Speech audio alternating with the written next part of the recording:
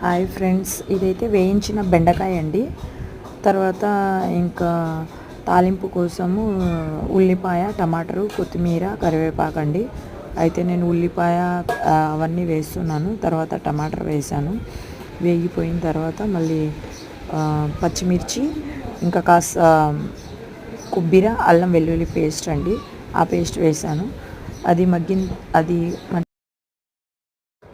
వేయిస్తున్నాను కదా. తర్వాత కాస్త వేయించి ఆయిల్ వచ్చేంత వరకు చూసి తర్వాత బెండకాయ వేసుకోవాలి. బెండకాయ వేసిన తర్వాత కాస్త మగ్గనివ్వాలండి. సూపర్ టేస్ట్గా ఉంటుంది.